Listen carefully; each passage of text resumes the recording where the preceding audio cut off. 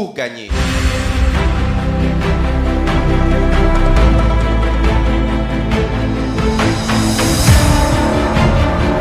Apprenez à rompre avec les péchés aujourd'hui.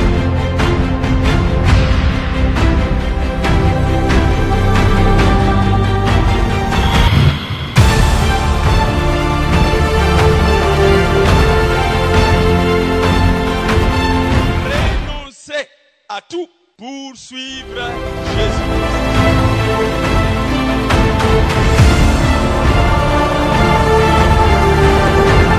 Même s'il faut perdre, perdez.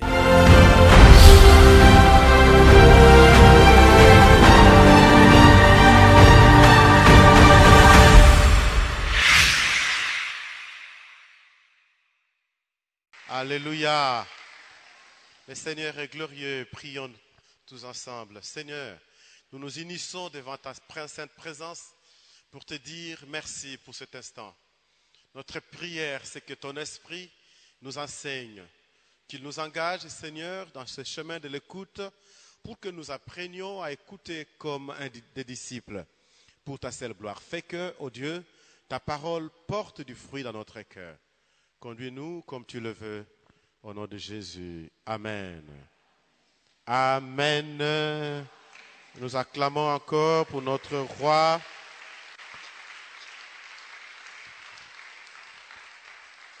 Alors nous lisons dans le livre de Matthieu.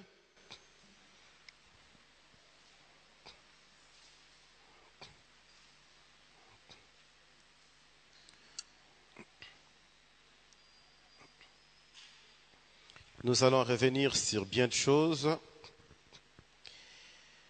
Matthieu au chapitre... Ah, vous êtes déjà assis? Je pensais que vous resteriez debout pour lire la parole.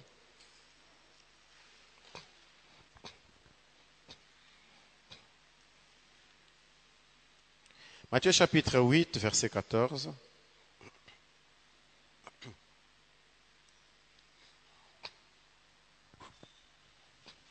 Matthieu 8, verset 14 dit ce qui suit.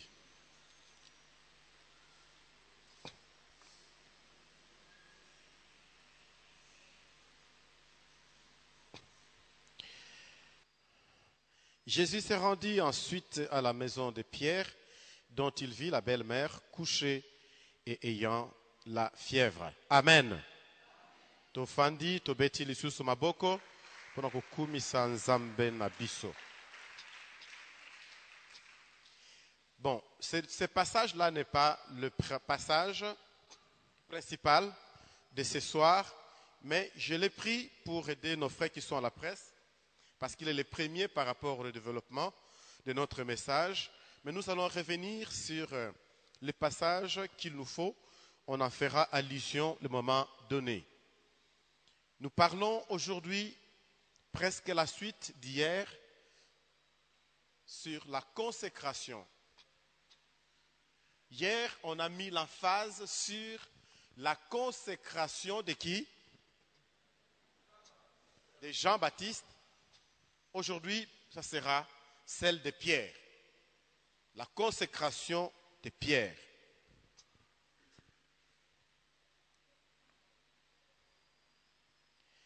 Pierre comme apôtre. Le nom de Pierre comme apôtre revient au moins 169 fois dans le Nouveau Testament. C'est l'un des noms qui revient le plus souvent, mais il faut dire carrément que c'est le disciple ou l'apôtre qui est le plus cité, en dehors de Paul. Donc on parle beaucoup plus de Pierre que des autres apôtres, s'il ne faut parler ici que de 12 plutôt. Aujourd'hui donc, hier, nous avions mis l'emphase sur la consécration d'un prophète, mais aujourd'hui, c'est la consécration d'un apôtre. Nous nous rendons compte qu'avec le prophète dont on nous a parlé hier, il avait une conduite, un mode de vie qui est propre au prophète, alors que celui d'aujourd'hui, Pierre, a un mode de vie qui est propre aux apôtres. Vous êtes là? Commençons par faire le portrait de Pierre, l'apôtre. L'apôtre Pierre, dont nous parlons aujourd'hui au sujet de sa consécration, c'était un homme pêcheur. Il pêchait les poissons. Il avait un frère avec lequel il allait souvent faire la pêche. Son nom, c'est André. Et lorsque Jésus-Christ est venu à la mer de Galilée, qu'on appelle aussi parfois la mer de Tibériade, il s'est fait qu'il a rencontré des pêcheurs. C'est Pierre et André qu'il a rencontrés. Ils étaient des frères. Et quand il les rencontre, il les appelle tous les deux pour pouvoir les suivre. Et tous les deux se sont levés promptement et ont suivi Jésus. Donc il n'était pas né seul, mais il avait des frères, dont celui-là que nous appelons André. Et tous les deux étaient des pêcheurs. On considère encore Pierre comme un homme marié.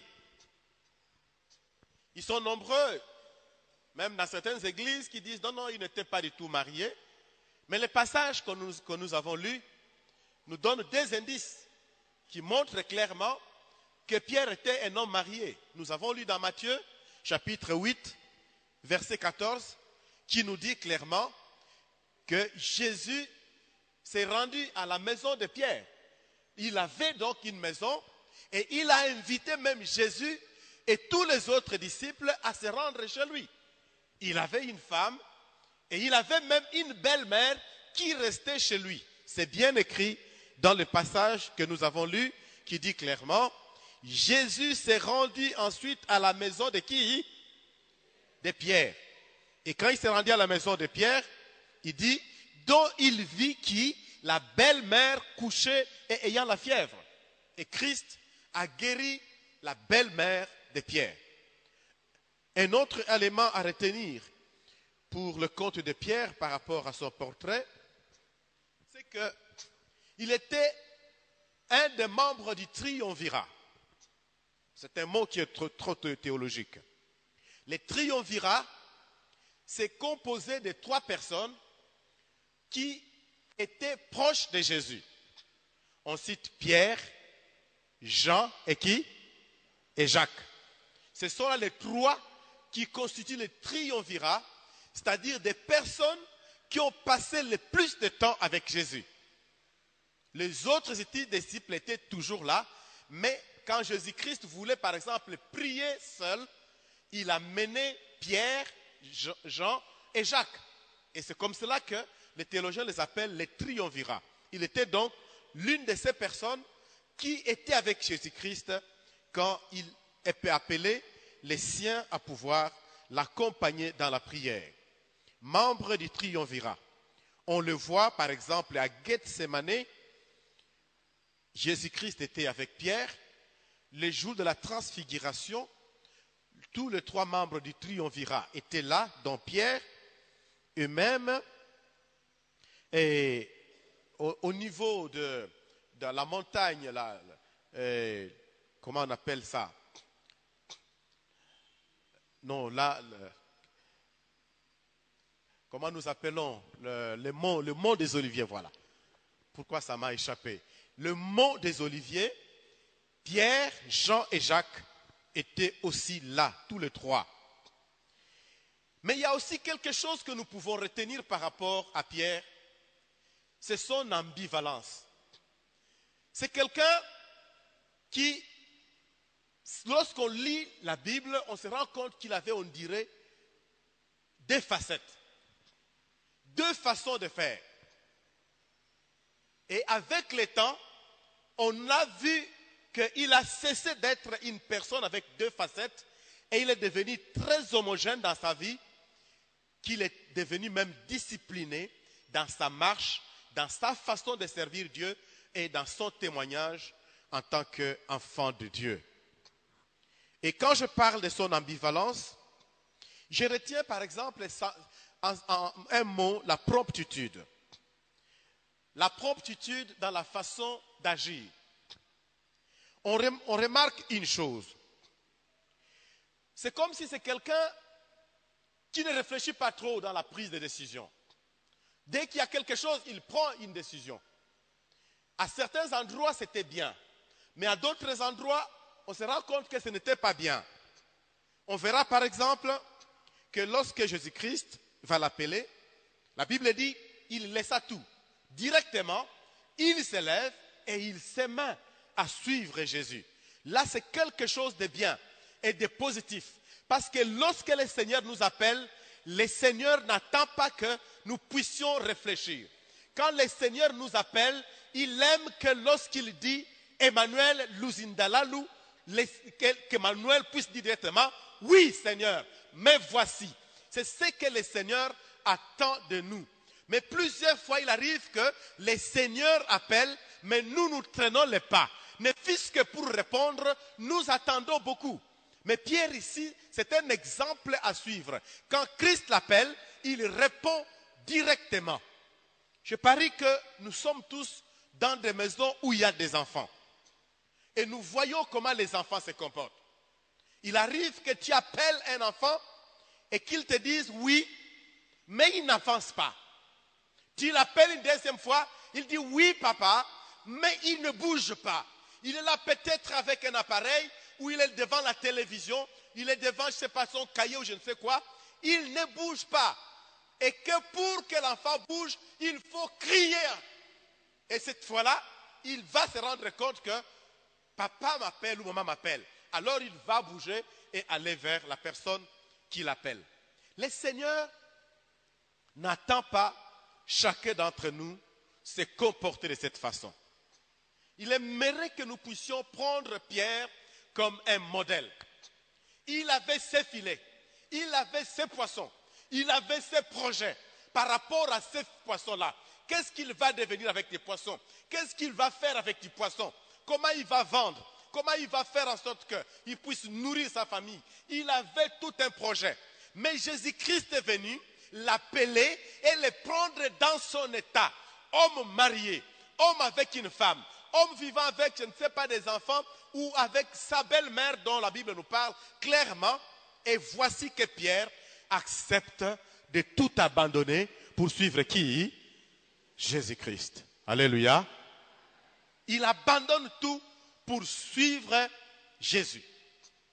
C'est un exemple à suivre. Je ne sais pas s'il t'arrive d'écouter la voix du Seigneur. Je parie que le Seigneur parle à chacun de ses enfants. Il nous dit bien des choses. Il nous donne beaucoup de recommandations sur ce que nous devons faire. Parfois, en pleine nuit, il peut t'appeler. Il te réveille. Il t'appelle, te dit, lève-toi, va prier. Comment réagissons-nous aux appels du Seigneur? Nous avons ici un modèle, un exemple que nous devons suivre, à savoir Pierre, qui lui n'attendait pas que le Seigneur l'appelle 2 fois. Il n'attendait pas que le Seigneur puisse crier avant de répondre, mais il s'est levé promptement et répondait à l'appel du Seigneur. Nous voyons cela dans Matthieu chapitre 4, versets 17 à 19. Matthieu chapitre 4, versets 17 à 19. Voici ce qui est écrit. Dès ce moment,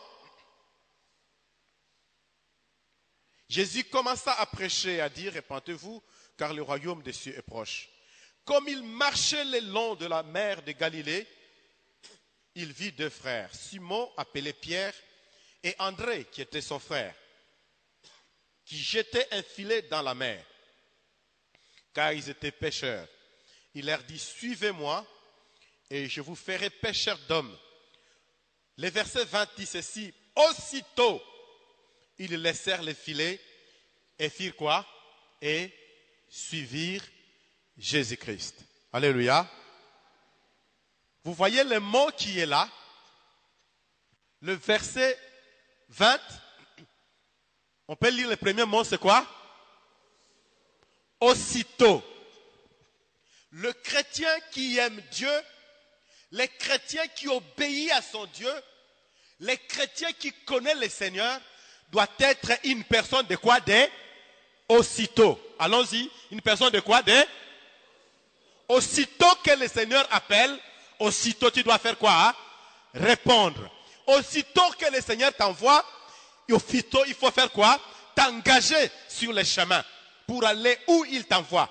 Aussitôt que le Seigneur te fait une remarque sur ton conduite, aussitôt tu dois te laisser interpeller par sa remarque pour pouvoir changer et adopter une nouvelle conduite qui les réjouit ou les plaise. Soyons des hommes qui agissent comme des hommes de aussitôt. Apprenons à faire les choses aussitôt par rapport au Seigneur. Ne faisons pas attendre le Seigneur. Ne faisons pas tarder l'appel du Seigneur quand il nous le lance. Mais agissons de quelle manière? Hein? Aussitôt que le Seigneur nous a parlé. Et de l'autre côté, nous voyons, en parlant de son ambivalence, que Pierre, par rapport à son reniement, agit aussi de la même manière, mais cette fois de la mauvaise manière. Qu'est-ce qui est arrivé? Nous voyons dans Matthieu, au chapitre 26, versets 31 à 35, on est en train ici de l'interroger au sujet de son identité. Et on nous dit qu'on lui a posé tant de questions quand il a fait les reniements. Je parlais de verset 26, Matthieu 26, verset 31 jusqu'à 35. Alors Pierre leur dit, alors Jésus plutôt leur dit, là il s'agit plutôt pas de reniement d'abord. Nous sommes d'abord en Gethsémane, on va revenir avec les reniements. Jésus leur dit, je serai pour vous tous cette nuit une occasion de chute. Car il est écrit, je frapperai les bergers et les brebis du troupeau seront dispersés. Mais après, je serai ressuscité. Après que je serai ressuscité, je vous précéderai en Galilée. Pierre, maintenant voici ses réactions impulsives. Pierre, prenant la parole, lui dit, quand il serait pour tous une occasion de chute, tu ne le serais jamais pour moi. Mais Jésus lui dit, je te le dis en vérité, cette nuit même, avant que le coq ne chante, tu me renieras 3 fois. On peut se garder du verset 35. Et il a réagi, oubliant qu'il a fait ici, pas à un simple juif, pas à un simple Israélien, mais il s'agit de quelqu'un qui lui-même avait reconnu comme étant le Messie. Il voit la façon de vivre de cet homme, il se rend compte que tout ce que cet homme dit, ça se réalise comme tel. Tout ce qu'il fait réussit. Tout malade qui vient devant lui retrouve la guérison. Les démoniaques sont délivrés. Les fous sont délivrés. Les aveugles voient. Il savait et voyait en Jésus une personne tout à fait spéciale. Et pouvait bien le reconnaître comme étant Dieu. Mais lorsque Christ lui parle maintenant, parce que c'est Dieu qui est en face de lui, il lui parle et lui dit des choses. Je serai pour vous une occasion de chute. Il pouvait même poser la question, Seigneur, de quoi il s'agit? Comment ça se fera? Non, lui ne pose pas cette question. Mais il fait quoi? Il dit non, quand il serait une occasion de chute pour tous, tu ne le seras pas pour moi. Quelqu'un qui agit par impulsion. Alléluia. On nous a enseigné ici, la semaine passée, de quoi? Du Saint-Esprit et le caractère. Vous avez oublié? Non. Le Saint-Esprit et le caractère. Et vous voyez son caractère, il est impulsif, il répond directement au lieu de chercher des voies et moyens qui consistent d'abord à réfléchir pour comprendre de quoi il est question. Pierre, c'est quelqu'un qui a reçu la révélation. Alors que certains disciples, supposément, pouvaient se poser la question, à qui nous avons affaire au fait? Il nous a appelés, il nous a rassemblés, nous voici tous en train de les suivre parce qu'il nous a dit de les suivre. Nous sommes tous à sa suite. Mais de qui il s'agit? Christ pose la question. Qui dites-vous que je suis? Là, nous sommes dans Matthieu chapitre 16.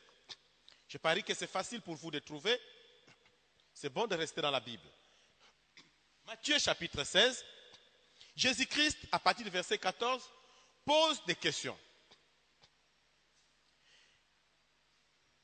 Au verset 13, qui dit-on que je suis? Moi, le Fils de l'homme. Et au verset 14, ils répondirent les uns, ils disent que tu es Jean-Baptiste, les autres Élie, les autres encore Jérémie ou l'un des prophètes. Mais vous, qui dites-vous que moi je suis? Et c'est Simon-Pierre qui répond à cette question difficile. Pierre répondit, tu es le Christ, le Fils du Dieu vivant. Alléluia. Pierre répond, il a la révélation que Jésus est qui? Le Christ. Or, le Christ, c'est quelqu'un qui était longtemps attendu. Et on savait que ce Christ-là n'est pas une personne ordinaire. Il doit sortir du sein de Dieu. Maintenant, lui sait qu'il est le Christ. Mais comment se comporte-t-il devant le Christ? Il a la révélation, il sait qu'il est le Fils de Dieu vivant. Il est le Sauveur. Il est celui qui était longtemps attendu. Mais en dépit de cela, on se rend compte que Pierre se comporte comme quelqu'un qui ne réfléchit pas trop. Voyez dans ce même chapitre, sans aller très loin, au verset 22 de ce même chapitre 16, c'est comme si, alors que Christ venait de s'entretenir avec eux, et que Pierre a dit que tu étais le Christ, puis à cela, Christ a donné toutes les promesses, tu es Pierre, sur cette pierre je bâtirai mon église. La suite nous dit ceci, à partir du verset 22. Même verset 21. Dès lors, Jésus commença à faire connaître à ses disciples qu'il fallait qu'il allât à Jérusalem, qu'il souffrit beaucoup de la part des anciens des principautés, des principaux sacrificateurs et des scribes, et qu'il fut mis à mort et qu'il ressuscita le troisième jour. Verset 22. Pierre, l'ayant pris à part, s'est mis à les reprendre et dit, à Dieu ne plaise, cela ne t'arrivera pas. Alléluia. À Dieu ne plaise, cela ne t'arrivera pas. Qui est en train de parler? C'est le Messie. Qui est en train de parler? C'est Dieu. Mais Pierre répond comme s'il s'agissait d'une personne ordinaire. Mais voici maintenant comment est-ce que Satan, plutôt Jésus-Christ, a apostrophé Satan dans la personne de Pierre. Il dit quoi? Mais Jésus se retournant lui dit quoi? Arrière de moi qui? Satan. Est-ce que Pierre était Satan? Mais il a apostrophé Satan. Il a vu l'œuvre de Satan à qui? Dans Pierre. Il dit, arrière de moi Satan, tu mets en scandale. Mais Pierre est en train de défendre Jésus, non? Il est en train de dire, non, Seigneur, il ne faut pas aller jusque-là quand même. Il ne faut pas aller jusque-là. Mais normalement, Christ aurait dit quoi? Mais je suis content que tu sois de mon côté, que tu prennes mon parti, que tu puisses me défendre. Non, ce n'est pas ça. Il dit, arrière de moi, Satan, tu mets en scandale. Pourquoi? Parce que son projet ne consistait pas tant de pouvoir réjouir son être entier, de pouvoir vivre la vie du monde et de connaître la paix que les hommes vivent sur cette terre. Son projet consistait à venir et à souffrir pour que par cette souffrance, il puisse offrir les sacrifices qui ouvriraient la grande porte du salut pour l'humanité entière. Il est venu pour cela. Alléluia. Alors si quelqu'un peut se mettre en travers du chemin de Jésus-Christ pour l'empêcher de réaliser ses projets, Christ les considère comme quelqu'un qui est en scandale vis-à-vis de lui, qui est en train d'empêcher même non seulement Jésus, mais Dieu aussi à réaliser son projet qu'il a longtemps cajolé de sauver la nature humaine par une personne qui serait exempte du péché. Et la personne en question, c'est Jésus-Christ de Nazareth. Alléluia. Ça, c'est Pierre. Et nous pouvons donc bien retenir ces deux choses. Après avoir présenté donc ces portraits de Pierre, nous pouvons présenter maintenant les deux groupes de chrétiens. Celles comme nous le voyons dans la vie de Pierre. Parce qu'à considérer son portrait, nous pouvons dire que Pierre représente deux catégories de chrétiens par rapport à la façon de grandir ou de croître spirituellement. Il y a des chrétiens qui servent le Christ pied dedans, pied dehors. Alléluia. Vous connaissez l'expression, non? Ils servent Jésus pied dedans, pied dehors. Ils veulent avancer, mais en même temps qu'ils avancent, c'est comme s'ils veulent aussi en même temps reculer. On ne sait pas exactement ce que veulent ces chrétiens. Il y a des chrétiens qui viennent comme cela en Christ. Il a fait plusieurs mois, plusieurs années, des décennies même, dans la maison du Seigneur. Mais il est incapable qu'on vienne à l'église, qu'on dise louons le Seigneur et que lui aussi lève sa voix de tout son cœur pour pouvoir louer le Seigneur. Il a honte, il a peur, il n'a pas le courage de le faire. Un chrétien, il se dit chrétien, il est là, il vient aussi le dimanche et on le reconnaît chrétien. Mais il ne grandit pas dans sa foi chrétienne. Il n'est pas à mesure de gagner une seule âme à Christ. Il ne peut pas témoigner avec courage de sa propre foi pour dire au monde, je ne veux pas m'engager sur ce chemin. Moi, j'ai choisi de vivre dans la lumière. J'ai choisi d'être le sel de la terre et la lumière du monde. Il ne sait pas dire cela. Pourquoi? Parce que soit il a honte, mais au fait, son vrai problème, c'est qu'il n'a pas encore grandi, qu'il n'a pas atteint la maturité spirituelle voulue. Mais à côté de ces chrétiens-là, il y a d'autres chrétiens qui prennent l'envol. Une fois qu'ils sont venus en Jésus, ils ont décidé de changer de vie. Ils ont mis fin à la vie ancienne. Pendant que les premiers groupes dont je parlais peuvent vivre comme les hommes de ce monde, comme des hommes animaux, c'est-à-dire vivre à la fois les choses de l'esprit, mais en même temps aussi se laisser conduire par la chair. Le deuxième groupe, ce sont des gens que nous considérons comme des chrétiens spirituels. Ceux-là qui prennent l'envol, une fois qu'ils se sont engagés à servir le Seigneur, ils se disent, j'ai mis la main à la charrie, je ne peux plus regarder en arrière. J'ai mis la main à la charrie, je ne peux plus regarder en arrière. Ceux-là avancent, ils ne titubent pas comme le premier groupe. Ils prennent l'envol et ils servent Dieu avec beaucoup de courage. Le premier groupe dont je parlais, ceux qui avancent et reculent, ceux qui titubent dans leur marche, ceux qui sont à la fois spirituels et charnels. En réalité, quand on est spirituel et charnel, la Bible vous considère simplement comme étant charnel. Il ne vous dit pas que vous êtes spirituel charnel, mais vous considère carrément comme étant charnel. Quel est leur point de vue? Quel est le remède qu'il faut à ce genre de chrétiens? Il faut les aider à être affermis dans leur foi. Être affermis dans leur foi par des enseignements, les encourager à suivre des études bibliques. Voilà qui fait que si toi tu es compté parmi ces gens-là, tu as des faiblesses dans ta marche chrétienne. Tu crains Dieu aujourd'hui, demain tu ne montres pas de signes de crainte, ta vie est une vie en dents de scie, tu montes, tu descends. Autant que tu montes avec le Seigneur, autant aussi que tu descends dans la chair et les choses du monde. Si tu es donc concerné par ce groupe, nous te conseillerons de pouvoir suivre les affermissements.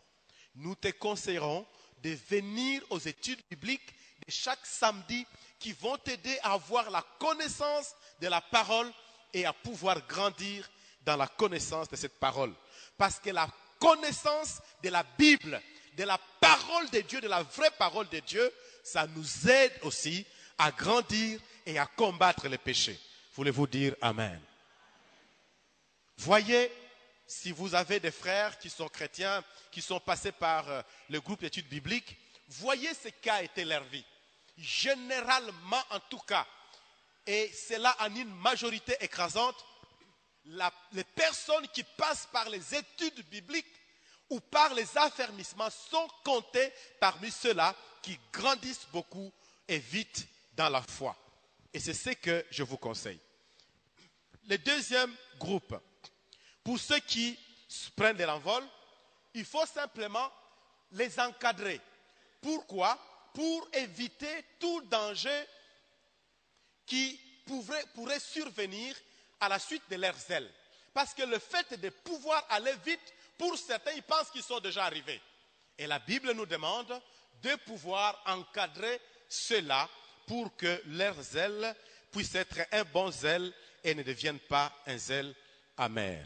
Voulez-vous dire Amen? Vous allez vous rendre compte que Jésus-Christ, quand il était devant un homme comme Pierre, il s'est rendu compte qu'il est ambivalent. Et qu'est-ce qu'il a fait? Il a dit une chose à Pierre. Il dit, Pierre, j'ai prié pour toi. Nous allons lire cela dans Luc chapitre 22. Il considère la conduite de Pierre, sa façon d'être, sa personnalité, son caractère quelque peu impulsif. Et il lui dit, Pierre, j'ai prié pour toi. Lisons-le pour ne pas nous attarder. J'ai parlé de Luc chapitre 22, versets 31 à 32. Luc 22, 31 à 32 dit ceci. Le Seigneur dit, Simon, Simon, Satan vous a réclamé pour vous cribler comme du froment.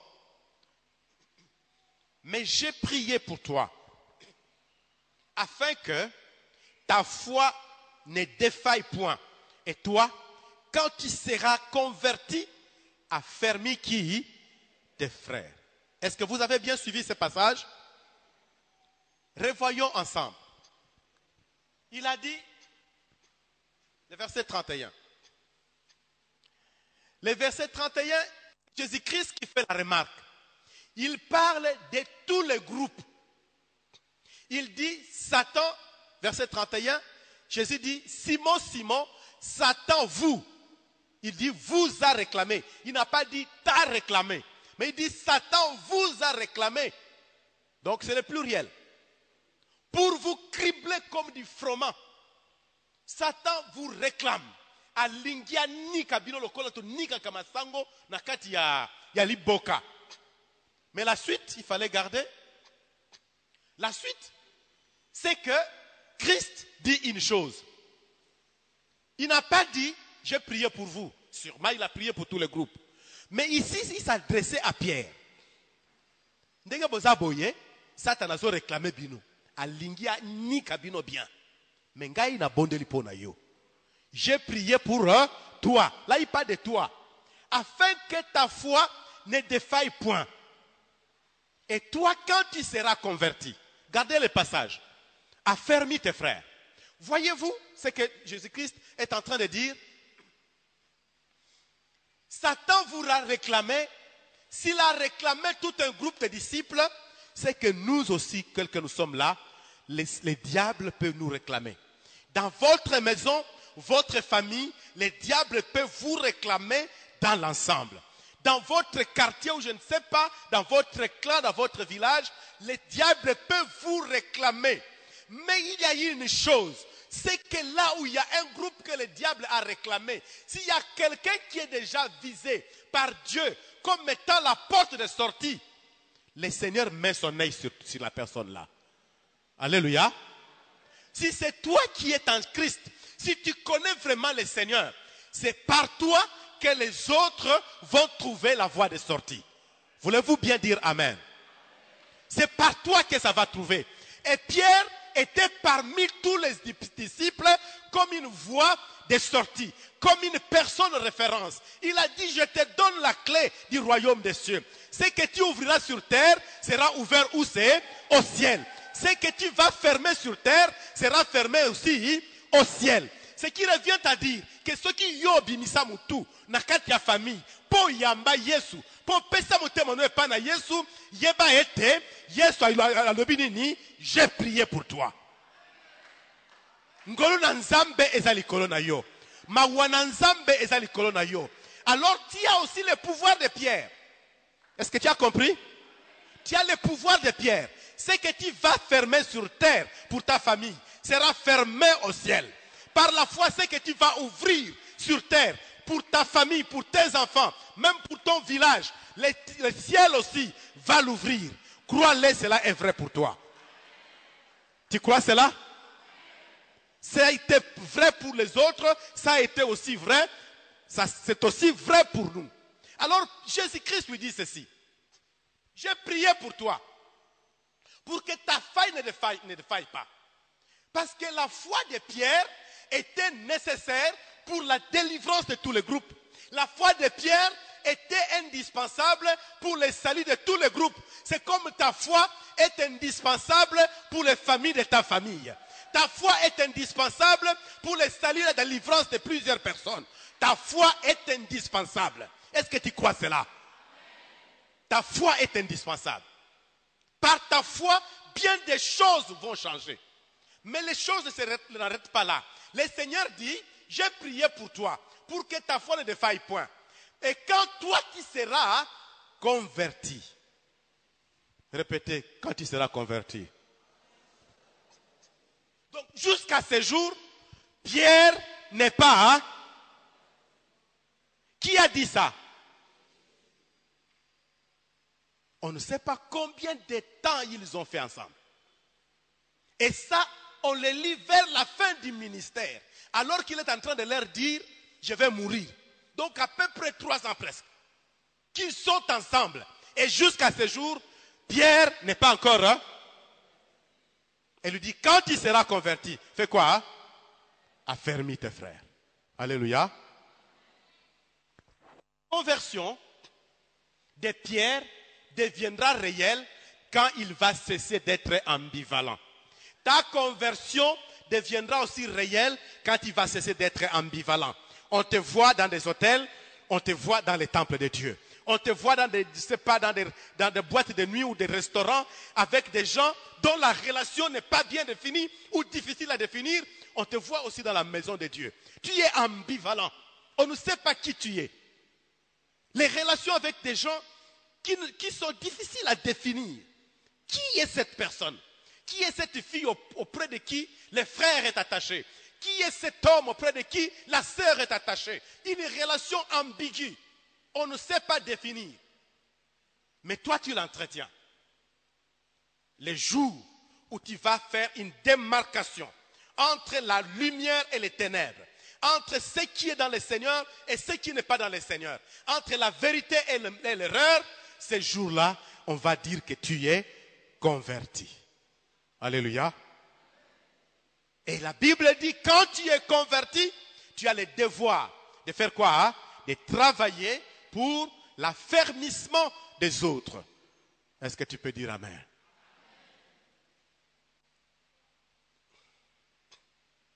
Nous continuons. Nous avons parlé donc de ces 2 groupes. Mais parlons un peu surtout de la formation et alors de la consécration des Pierre. Consécration des Pierre. Formation et consécration des Pierre. Pierre passe sa formation différemment de Jean-Baptiste dont on nous a parlé hier. Jean-Baptiste est en train d'être formé par Dieu comme un prophète, mais Pierre, il est en train d'être formé par Dieu comme un apôtre. Et vous vous rendrez compte que la formation d'un homme comme Jean-Baptiste qui est prophète fait appel au désert, à un lieu de retraite. Il doit apprendre à se retirer. C'est la voie suivie par Élie, c'est la voie suivie par Moïse, par Élisée et tous les autres prophètes de l'Ancien Testament. Quand vous lisez la Bible, vous verrez que Élie et Élisée allaient souvent à la montagne pour aller prier le Seigneur. Lorsqu'on parle par exemple de Sinam, il passait par la ville ou le village qu'on appelle Sunem, et il passait par là pour aller où? À la montagne. Mais il passait par un village. Pour aller à la montagne, il faisait quoi la montagne? C'était pour la prière. Le prophète, c'est quelqu'un qui, dans sa formation, doit apprendre à rester seul devant Dieu pour forger le caractère des prophètes en lui.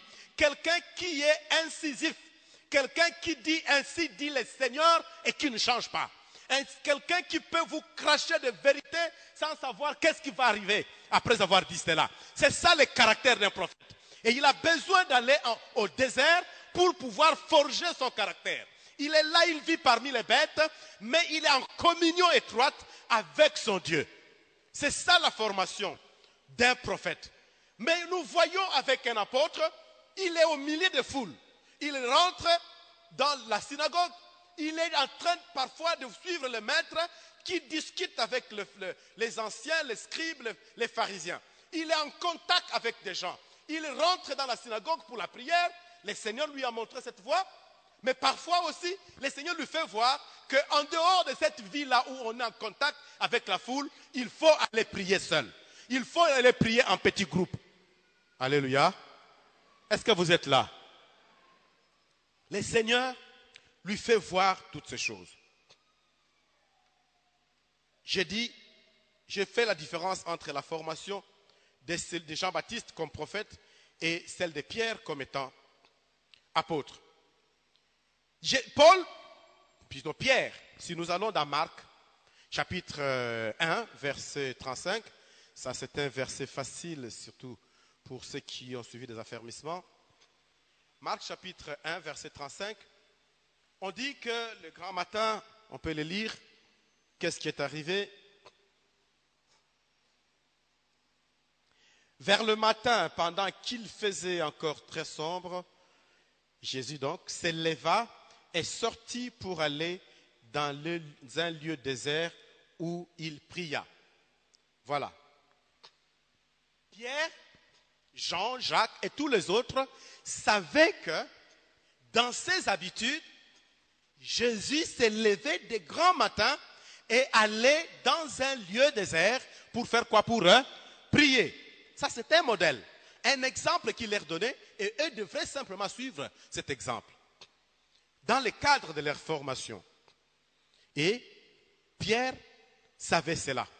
Mais en dehors du fait que Jésus-Christ priait seul, Pierre voyait aussi que Jésus-Christ arrivait à prendre le membre du triumvirat dont je vous ai parlé. Pierre, Jean et Jacques, les trois, et il les allait avec eux et il priait avec les petits groupes. Mais en dehors de ces petits groupes, il allait aussi avec tous les grands groupes, tous les disciples. Ils allaient par exemple au mont des Oliviers pour pouvoir prier ensemble. Vous voyez, la prière, la vie chrétienne que vous menez, chers frères, ce n'est pas seulement une vie du groupe. Vous ne devez pas vous limiter qu'à venir ici au culte. Retenez, après le culte, il y a aussi les études bibliques, il y a aussi les affermissements, il y a aussi la chorale. Et vous pouvez évoluer dans ces milieux-là. Si vous ne savez pas chanter, venez aux études bibliques où vous allez grandir dans votre foi. Suivez les affermissements ou travaillez pour donner les affermissements aux autres. Vous allez grandir dans ce domaine-là. C'est important. La prière, on le fait ici dans les cultes.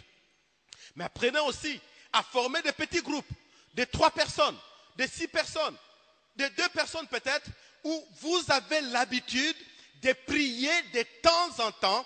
Vous venez à la maison de Dieu, vous priez, ou vous êtes chez quelqu'un, vous priez, vous vous remettez entre les mains du Seigneur. Ça vous aide à grandir dans votre foi. Alléluia. Mais apprenez aussi à organiser votre prière individuelle, personnelle.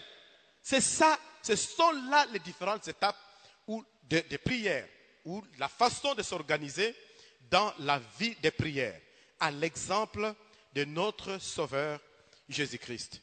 On l'a vu à la synagogue avec tout le monde, ou avec Pierre, plutôt avec les autres Juifs. On les voit au mont des Oliviers avec tous ses apôtres, à la transfiguration. On le voit avec les trois disciples qui étaient trop attachés à lui. On le voit le jour même où il était en train de ressentir les angoisses dans le jardin de Gethsemane.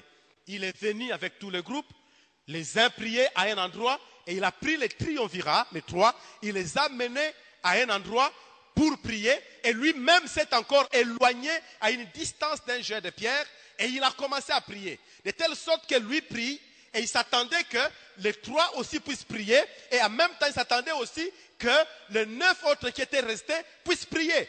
Malheureusement, quand il est venu pour faire le constat, les premiers groupes priaient, plutôt dormaient, et le deuxième groupe aussi dormait. Et là, Christ était seul à pouvoir combattre, à faire face aux problèmes qui sont les siens. Chers frères, ne laissez pas à vos pasteurs seuls la tâche de prier pour l'Église, mais faisons de cela un devoir pour nous tous. Alléluia. Faisons de cela un devoir pour nous tous membres de l'Église. Là où nous sommes dans nos maisons, prions, prions. S'il y a un besoin dans l'Église, il y a un problème dans l'Église, soutenons-nous pour pouvoir prier. Mais ce n'est pas bon cette image-là que nous montre la Bible. 9 sont en train de dormir, 3 en train de dormir et Christ seul en train de prier. Soyons plutôt de cœur avec le Seigneur. Si le Seigneur prie pour nous là au ciel, parce que la Bible dit que le Seigneur continue à intercéder pour nous. Même le Saint-Esprit intercède pour nous par des soupirs inexprimables. Nous, sur terre, faisons la même chose. Mais il y a nécessité de faire aussi une mise au point sur la consécration elle-même.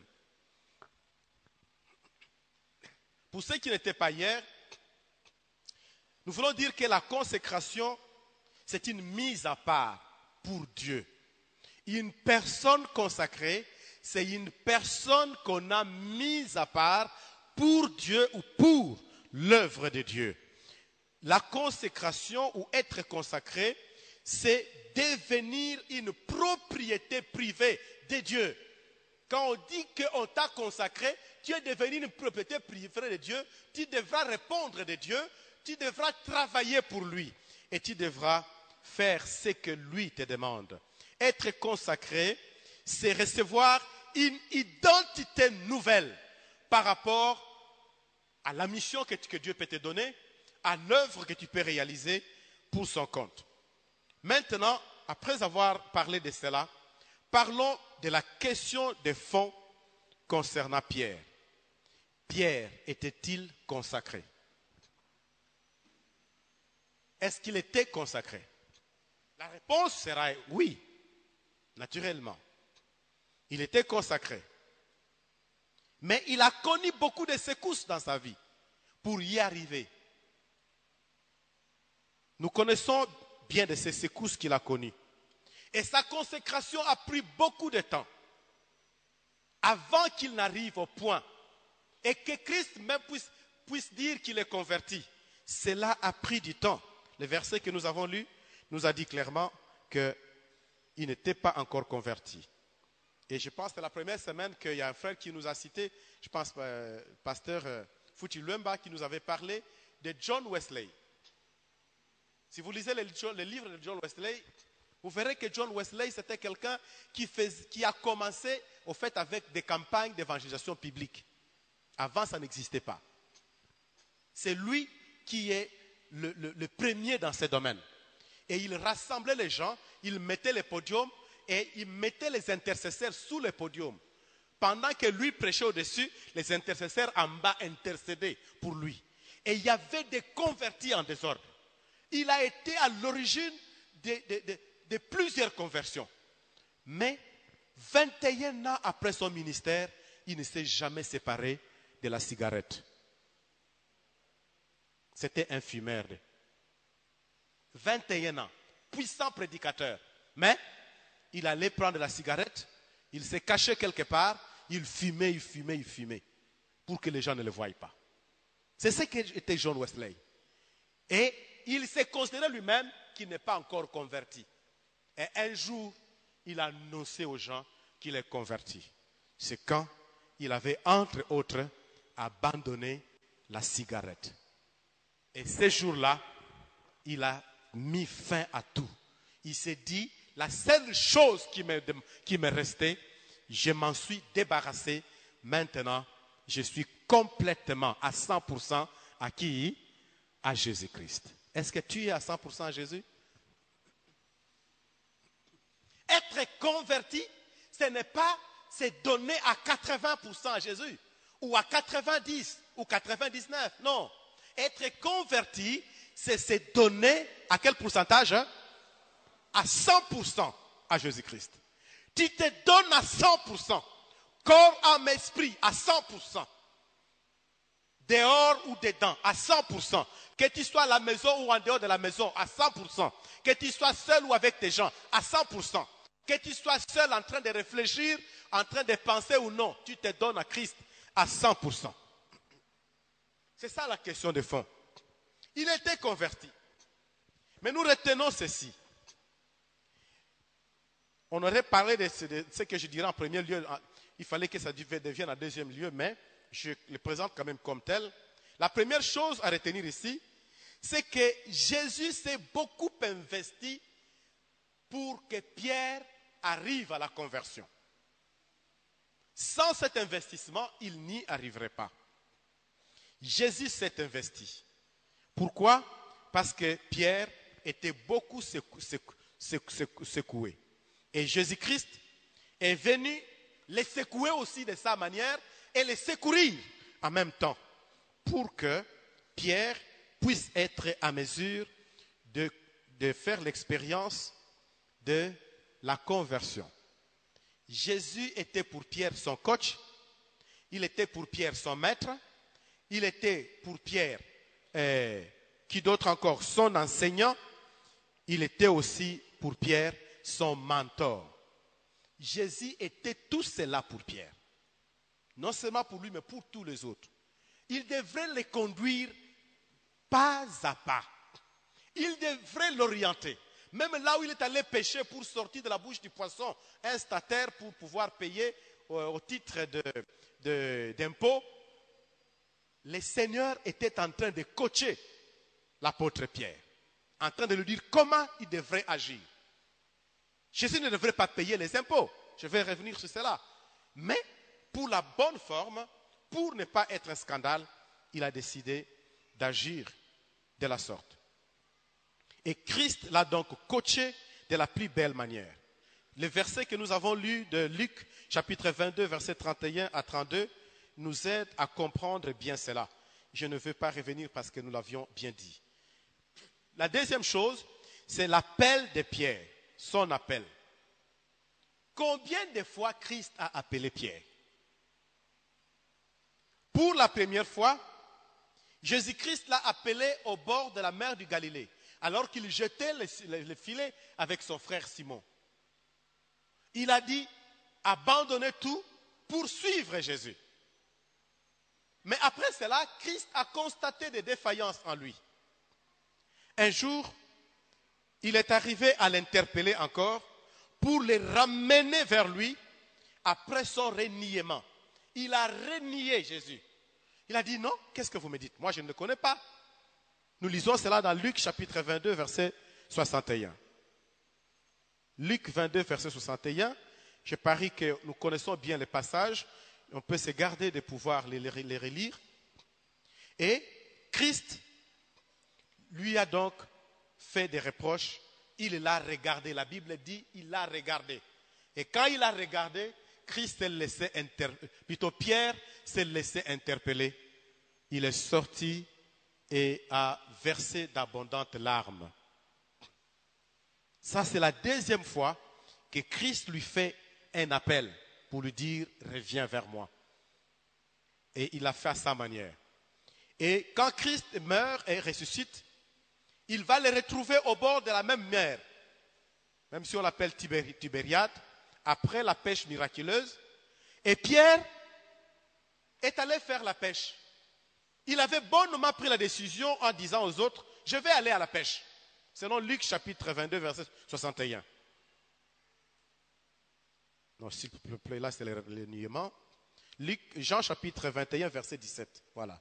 Jean 21, 17. Pierre dit, je pars pêcher. Et les autres aussi, comme ils étaient tous pêcheurs, à savoir Jean, fils de Zébédée, son frère Jacques André, le frère de Pierre, et Pierre lui-même, tous étaient entraînés et sont allés pécher. Et à la fin, Christ va encore appeler Pierre. M'aimes-tu, Pierre? Pierre va dire, Seigneur, tu sais que je t'aime. Et lui dit, paie mes brebis. Alléluia. Paie mes brebis. Si tu m'aimes, le travail pour lequel je t'ai appelé, c'est de perdre mes brebis. Et non de rentrer pêcher les poissons que tu avais aimés avant que je ne puisse t'appeler. Et voilà comment est-ce que le Christ a ramené Pierre, à la raison. Mais à côté de cela, il y a aussi une chose que nous pouvons retenir qui est d'une grande importance, à part l'appel. L'épreuve de reniement comme tel. L'épreuve de reniement comme tel auquel je venais de faire allusion, c'était une grande secousse que Pierre avait connue, telle que si le Seigneur ne l'avait pas saisi en ce moment-là, déjà bien avant en priant pour lui, Pierre aurait perdu la foi. Pierre serait parti pour toujours.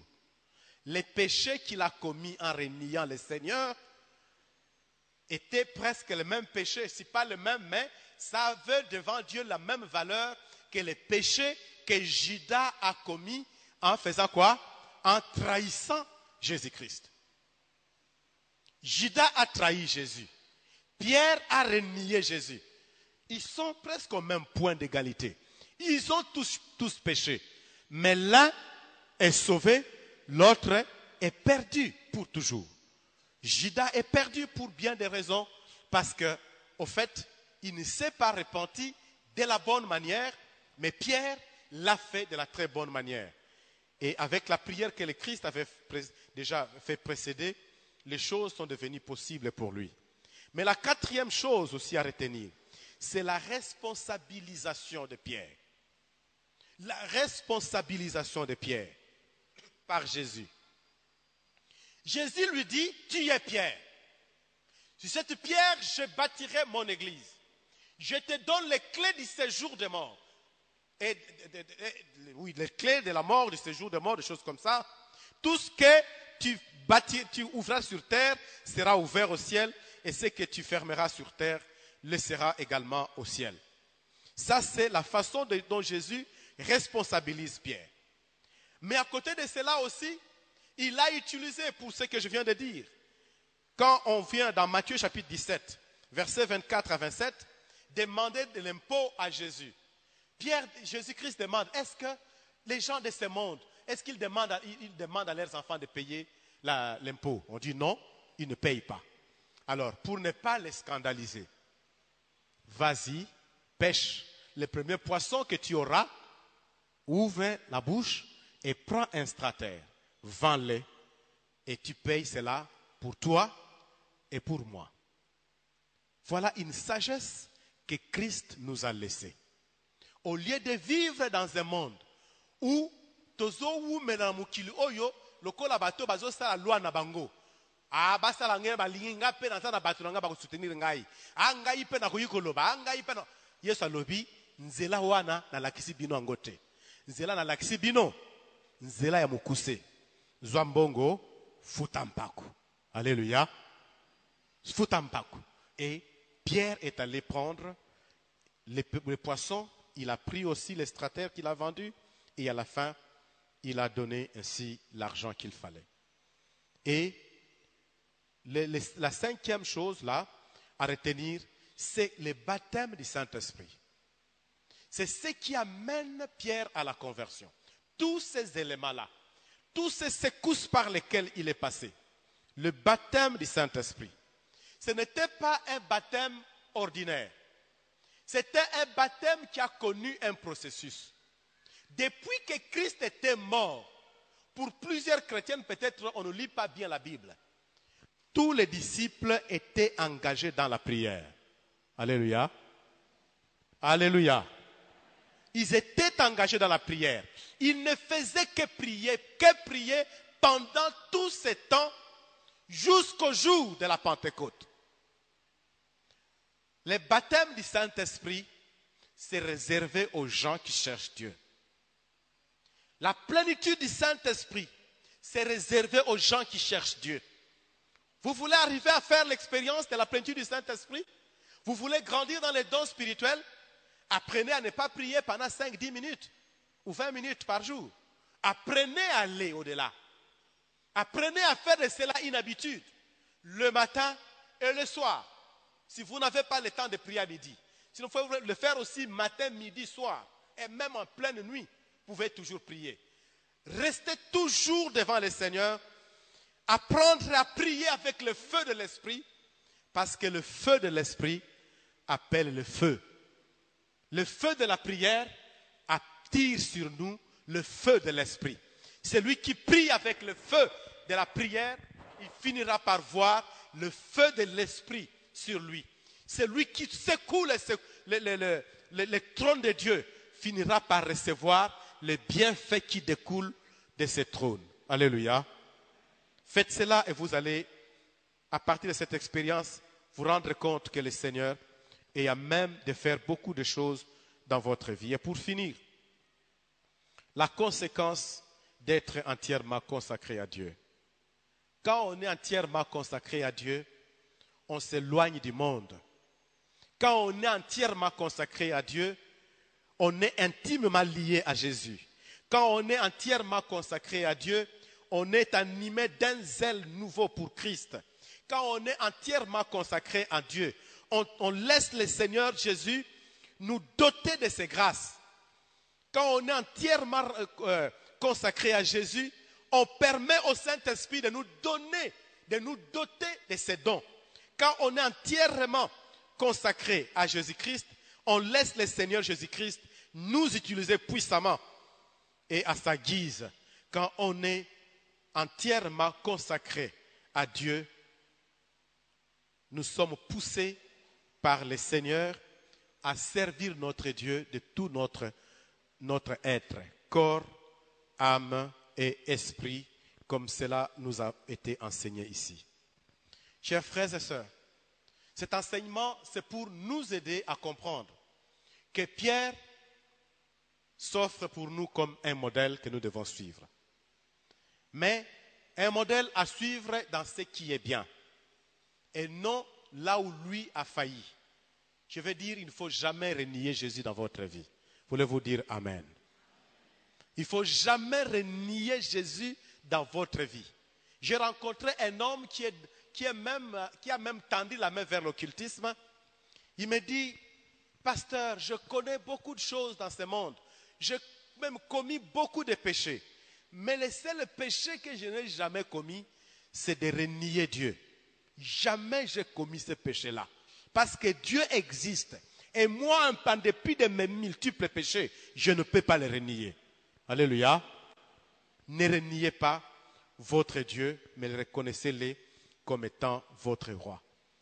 La dernière chose à vous dire par rapport à ce message comme objectif, c'est que Pierre a été une personne qui a été secouée. Mais il comptait sur l'aide du Seigneur. Il a compté, il s'est appuyé sur le Seigneur. Il a recherché la faveur de Dieu. Même lorsqu'il est tombé plus bas en reniant le Seigneur, il s'est vite ressaisi. Il a cherché le Seigneur. Il a crié vers le Seigneur. Et le Seigneur l'a repris. Et toi aussi, le Seigneur est prêt à te répondre. Tu veux dire Amen? Le Seigneur est prêt à te répondre. Quelle que soit la profondeur du trou dans lequel tu te trouves, le Seigneur peut tendre la main jusque-là pour pouvoir te retirer parce qu'il t'aime. Que le Seigneur te bénisse maintenant au nom de Jésus. Amen.